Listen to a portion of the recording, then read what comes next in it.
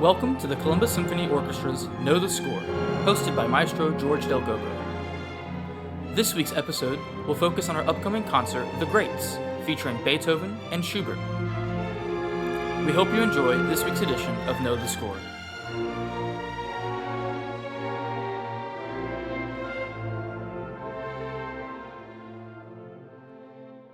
Hi, it's George Del Gobo again with the Columbus Symphony Orchestra. Here to tell you a little bit about our concert on Saturday, November 13th, which features the music of two great Romantic composers, Ludwig van Beethoven and Franz Schubert. We thought it was appropriate to present these two composers together because they represent both sides of the Romantic aesthetic, if you will. Beethoven, of course, is a composer that everybody knows. He was a genius born at exactly the right time to take the world of music from the classical aesthetic into the Romantic aesthetic. Classical music, basically marked by a sense of proportion and rationality, a sense of sublimating the ego of the creator a little bit in order to express musical ideas. And in the Romantic age, that whole thing kind of went away, and it became more an issue of the composer's ego, and the composer's idea became central to his expression of his or her artistic impulses. And Beethoven, trained in the classical style, was the perfect vehicle to make this transition into the Romantic style, because that's where his true feelings and his true strengths were. He wrote music in almost every genre that you can think of. Not so much opera, he only did one opera, but he wrote everything else, every kind of instrumental music you can think of, sonatas, string quartets, and so on, chamber music of all kinds. And in each case, he took that form and he advanced it, he changed it, he sent it along a new pathway, so that by the time he wrote his Ninth Symphony, his first symphony sounds almost old-fashioned. He advanced it that much. And the same goes for string quartets, for example. By the time he wrote more than 30 of them, and the first ones are very classical in feeling, although there's a little Romantic kind of tinge in them. But by the time you get to the final string quartets, you're in another world. And that's true with almost every form that he touched. And for that reason, he was the dominant figure even after he died of the 19th century, because every composer who followed him had him as a model, had him as an inspiration, had him as kind of the grand master looking over their shoulder, making sure that they measured up to the standards that he set, which most of them couldn't do. That's why Brahms didn't write a symphony until he was in his 40s, because he was afraid of comparison. One of the reasons, anyway, he was afraid of comparison to Beethoven. Beethoven wrote a number of concertos, but only one for the violin. And this was a time when the violin, as a solo instrument, was starting to lose ground to the piano. Now, there were pianos around from about 1700 or so, but they were kind of they were not sophisticated instruments, and they didn't make a very powerful sound.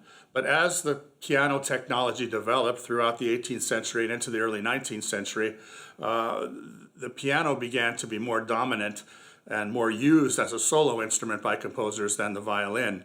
And there are a number of reasons for this. I think the first reason is the piano is a totally unique sound relative to the instruments of the orchestra. If you take a violin and put that person out front as a soloist, you have 30 violins sitting behind them, and sometimes it's difficult to make the solo violin sound dominate the orchestra texture. With a piano, which is a totally different sound, produced in a percussive way, it's a little bit it's a little easier to make that sound, to differentiate that sound from the sound of the orchestra. Second, the piano, the modern piano, is very much more powerful an instrument. And finally, the piano can accompany itself. You can have with the piano long stretches where the orchestra does hardly anything because the pianist can play his own accompaniment. And so composers turned more and more to using the piano. And Beethoven wrote 5 concertos for the piano, only 1 for the violin. He wrote it for a friend of his named Franz Clement, who was the concertmaster of the orchestra in Vienna, where Beethoven lived. And apparently, the whole production of this concerto was a kind of a disaster. Beethoven had not finished, the stories go, had not finished the piece by the time it was to be performed, so there were no rehearsals. And he apparently had not even finished the solo part until right up before the concert, so that the soloist was sight reading a portion of his part at the concert. Needless to say, it didn't go very well without rehearsal, a brand new piece. Who knows how many mistakes there were in the parts. These were the days when copyists had to hand copy all of the parts. So you get a score, and if you've ever seen Beethoven's notation, it's very difficult to read, and copyist gets the score and has to produce parts for all the people in the orchestra.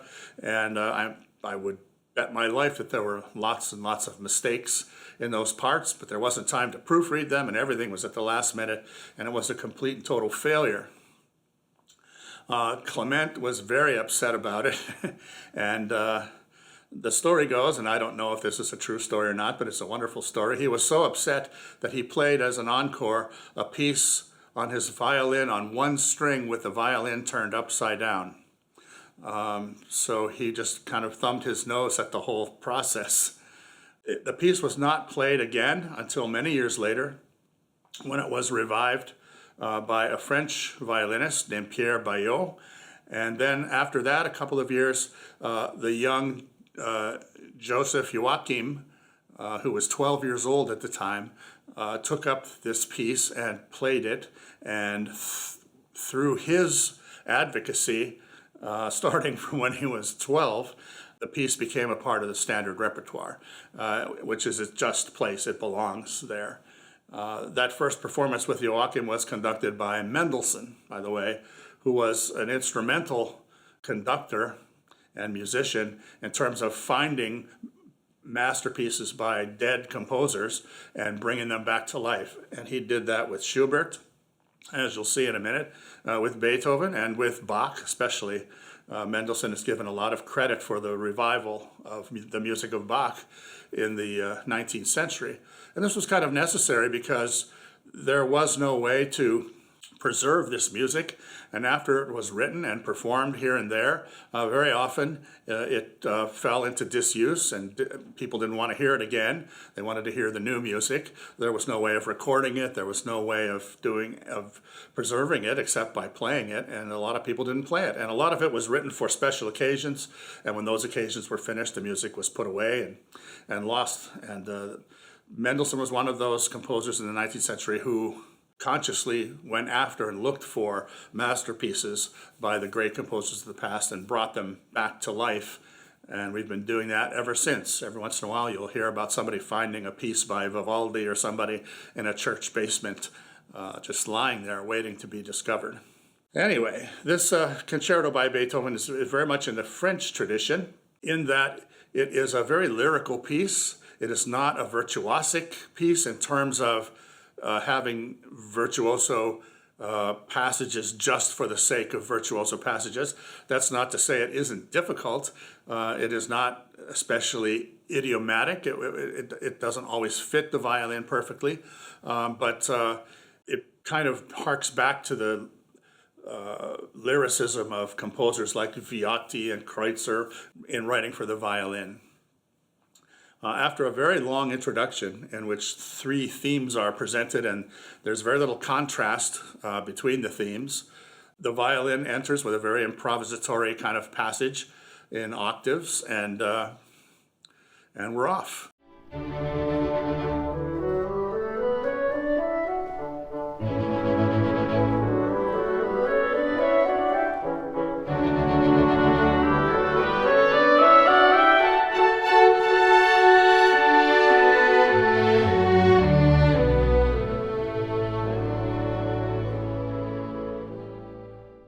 And basically what happens in this piece is that the violin kind of decorates and elucidates the melodies by adding notes to them, by varying them, by showing us different aspects of the theme, by just changing things a little bit.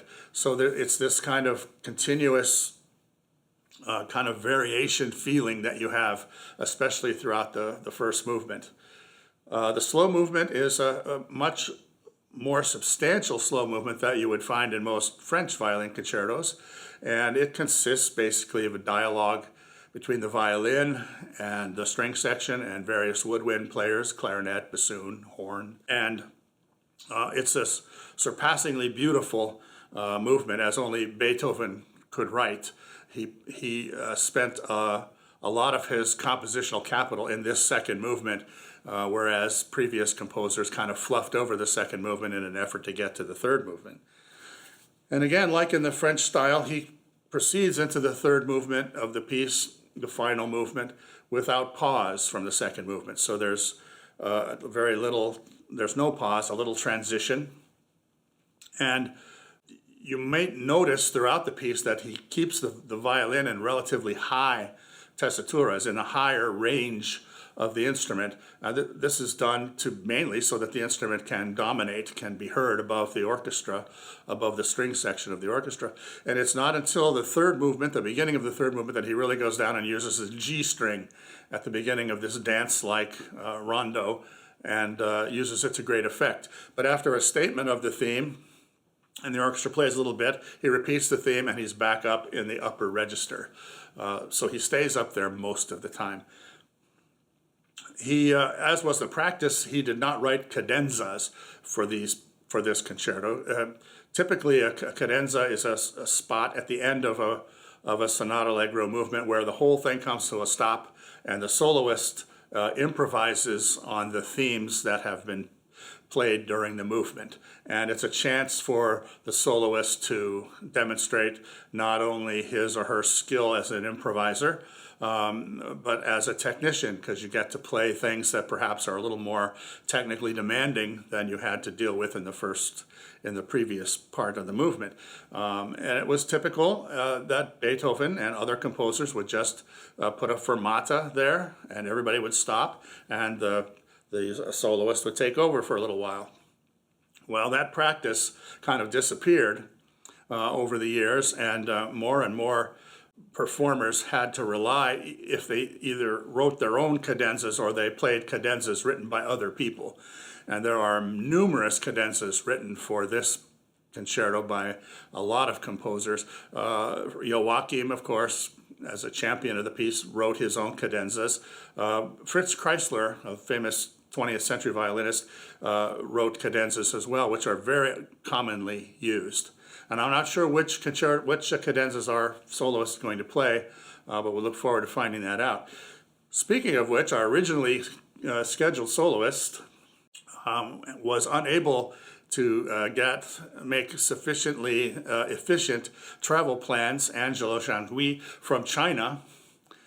He works at the Juilliard School, branch school, if you will, in Shanghai, and he's a member of the Shanghai String Quartet, and had planned to be in the United States during the month of November playing concerts, but leaving China and then getting back into China and doing all of the things necessary to meet the required COVID-19 protocols kind of made it impossible for him to do that. So we found that out a couple of weeks ago, and we were very fortunate to be able to secure the services of another young violinist named Benjamin Beilman. And we've been trying to hire Benjamin for a number of years and have never been able to get him. But this time it just turns out that he was available on this weekend. And every violinist plays the Beethoven Concerto, but Benjamin was preparing to play it all over the country during Beethoven's 250th anniversary year, which just happened to fall in the middle of the pandemic. So most of the concerts that he was going to play were canceled. But we're happy to have him. We look forward to meeting him, and we know that you'll enjoy his presentation of the Beethoven Concerto.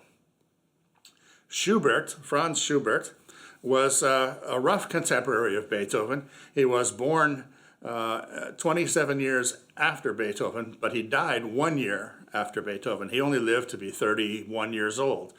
During that time, he was extraordinarily prolific and wrote just hundreds of pieces in almost every genre, except concertos. They're not, I don't know if there are any Schubert concertos, but tons of piano music, all kinds of chamber music, and most importantly, over 600 songs. He was and remains perhaps the greatest songwriter, the setter of German lyric poetry that ever existed. He also wrote, as I said, instrumental music and wrote symphonies. His first 6 symphonies, he wrote 9 of them altogether, 8.5 maybe, depending on how you count, were very much in the kind of classical proportions. They were like less than a half hour long. They were all 4 movements. They were all fairly standard in shape and form. But for his 7th symphony, he decided to go big and to write a grand piece. And he did that. And this is a piece of vastly greater proportion than the other symphonies that he wrote. It lasts, depending on what repeats and how you play it, it could last anywhere from 50 minutes to 60 minutes, and by far the longest symphony that he wrote. And it's a tremendous demonstration of his skill as a composer. Whereas Beethoven was more noted perhaps for his drama, for his ability to plunge into the human spirit that way. Schubert was more of a lyricist, and almost all of his music contains beautiful melodies. And this symphony is not an exception to that. It's 4 movements. It starts off with a very long, slow introduction that's almost a movement by itself. And then it goes into the standard kind of 4-movement symphony form. All of the movements are in the sonata form, which is a little bit unusual. And the technical demands on the orchestra are quite extraordinary. Schubert wrote this piece and presented it to his local orchestra, and they wouldn't play it because they said it was too difficult. Eventually, it made it to London, I think it is, and the orchestra there laughed when they tried it. They couldn't play it. They thought it was ridiculously difficult. And so the piece was never played. Schubert never heard it played, and it was put away for a long period of time. It wasn't until maybe 10 or 12 years later that Schubert's brother had a meeting with Robert Schumann, and Schumann had gone to Vienna to look at Schubert's scores, at his music. Schumann, also another great setter of song lyrics, and Ferdinand Schubert, Franz's brother, presented Robert Schumann with this manuscript and said, "Here, take a look at this." And Schumann looked at it and said, "Can I take it?" And he said, "Yes, of course." And he took it back to Leipzig and arranged for a performance of it. And the performance was again conducted by Mendelssohn, that great reviver of the past in music. And it was a tremendous success. Schumann wrote a glowing review of the piece, which I guess he would since he was responsible for its performance, and called it a piece of heavenly length. I hope you'll agree with that when you hear it. It is not as difficult as apparently those people back in the 18th, 19th century thought it was, and it's played relatively routinely now by orchestras everywhere. There's some controversy about the numbering. Sometimes you'll see this piece listed as number 9, symphony number 9, sometimes symphony number 7, and it's like, what's that all about? Well, Schubert wrote 6 complete symphonies, and then he wrote this big C major symphony. Number 6 is called the Little C major symphony. This is the Great C major symphony. Meanwhile, he wrote the Unfinished Symphony, and then he was starting on another symphony, perhaps, which would have been number 10. And there was a lot of confusion about, since none of these pieces were published, none of Schubert's music was ever published, of where they go, how they fit. And it wasn't until later on, when people went back and started to catalog his music, that they were assigned numbers. And still to this day, however, in some places it's Schubert's 7th, and in some places it's Schubert's 9th, but it's the same piece. Call it whatever you like. And paired with Beethoven, I think you get a really good feeling for lyricism at the beginning of the 19th century, at the beginning of the Romantic period in music. And we hope that you'll join us and that you will enjoy the concert. Thank you so much.